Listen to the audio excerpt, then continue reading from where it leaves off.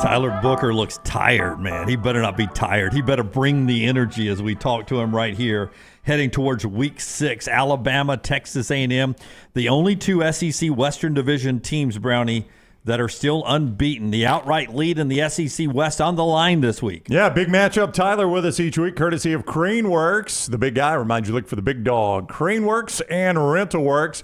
If you look tired, it's because you guys played till freaking midnight, Tyler. We need earlier games than that.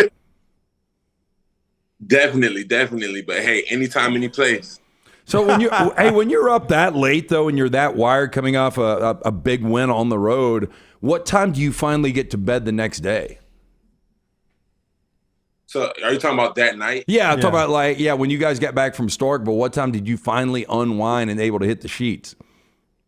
Probably so we got back at 1:30. I probably took a shower, unwinded. I probably went to sleep around 2:30.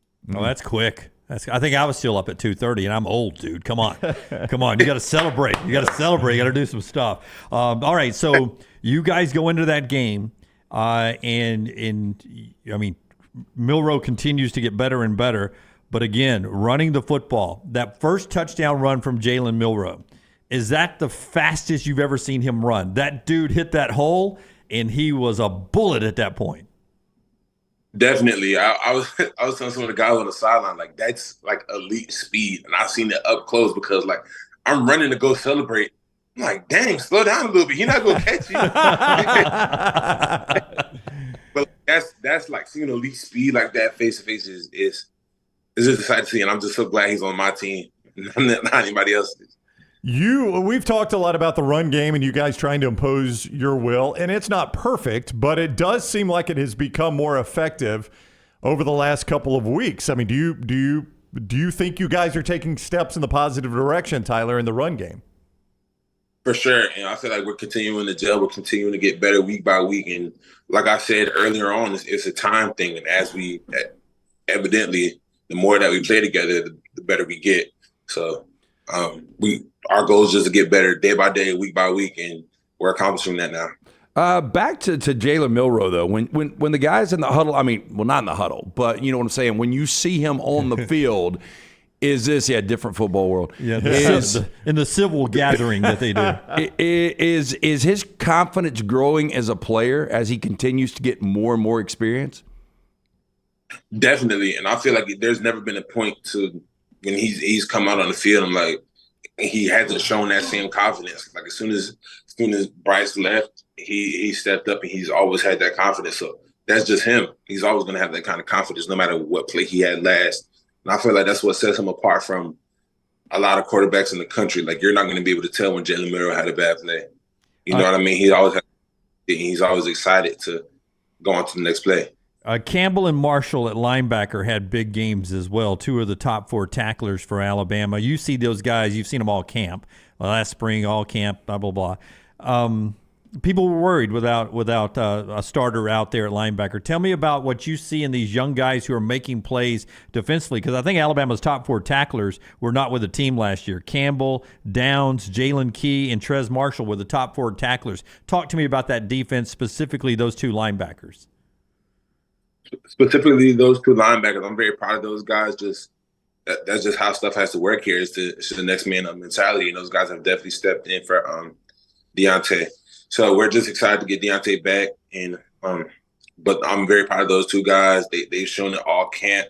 There's not a big drop off between our 1s and our 2s, and that's a great thing to have on the defensive side of the ball. So I'm glad to see those guys stepped up.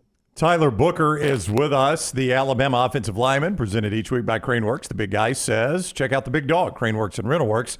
Like all of our guests, he appears on the JohnstonRVCenter.com hotline. The other thing the defense is doing, because they're playing really well right now, is they are producing points for the offense. They had a pick 6. They set you guys up.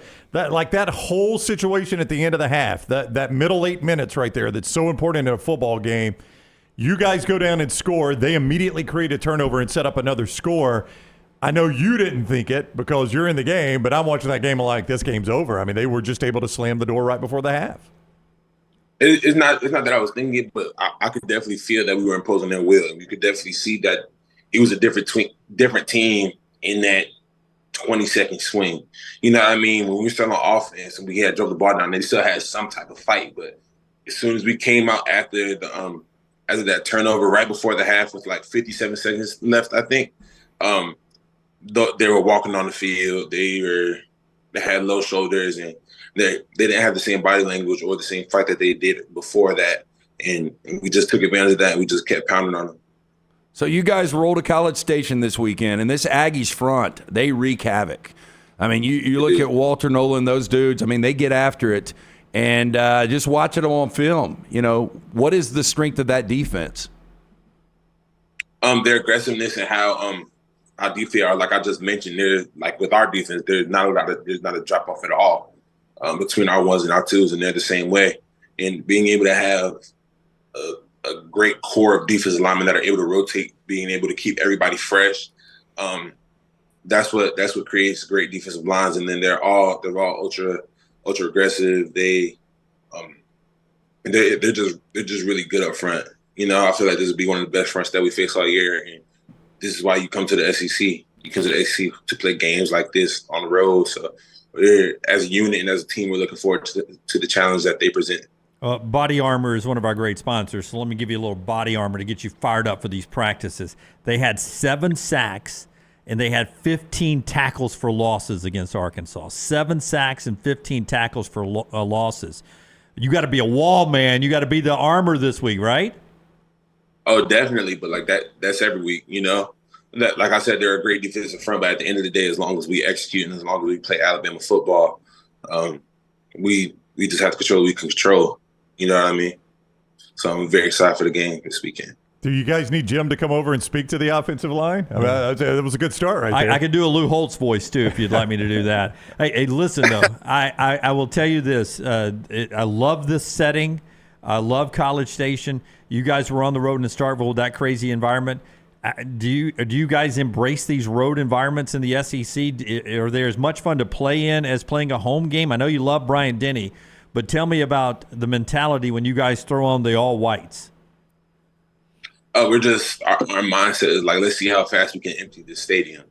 You know what I mean? Last week we emptied the stadium about 2 minutes into the third quarter. So that's just our mindset on the road games. Like let's send these fans away home sad.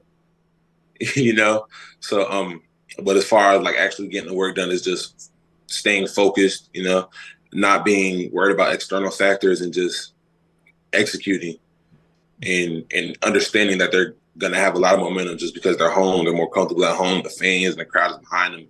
And like also being able to handle crowd noise. So just controlling what we can control and going out and executing despite all the external factors. But ultimately, our mindset is to empty that stadium. How tough do the Cowbells actually make it in Starkville? It wasn't that tough, honestly. I feel like they were kind of blown out of proportion. There's difference between something being really loud, like people are loud. The Cowbells are like a shrill sound. Like Tennessee, that was loud because people were making it loud, like voices are loud. But those Cowbells, it was just a sharp sound. So that and it was his sounds are really distinct from those Cowbells. So you just had to be really keen on the sound and really focused, honestly. So such a long day leading up until an 8:00 kick. Did you eat more before the game or after the game? And tell us what the meal was. I ate more before, and it's the same pregame meal that Coach Saban's been having since he's been coaching, to my knowledge. Eggs, steak, and potatoes. Well, sounds good. You put ketchup on the potatoes? No, I'm a very picky eater. I don't do ketchup. I don't do anything. The only sauces that I do are barbecue sauce and honey mustard. Very picky eating. Wow. I once saw that Lamar Jackson, the Ravens quarterback, only eats every game shrimp Alfredo before the game. And when I watch him, all I can think of is how bad his breath must be in that game eating shrimp Alfredo. That seems like an awful meal to eat before a game. Yeah, that's wild. I won't be able to eat that. I mean, I just can't imagine. That meal stays with you too, man. Shrimp Alfredo. And then you go run around for 2 hours, 3 hours. That seems awful to me. It's a hard no for Tyler. All right, good luck in College Station. It's a fun venue, and we look forward to talking with you about it next Monday, Tyler. Yes, sir. Sounds good. Y'all have a nice week. All right, buddy, you too. Tyler Booker with us on the JohnstonRVCenter.com hotline. He's presented each week by RentalWorks and CraneWorks. The big guy says look for the big dog at his CraneWorks and RentalWorks.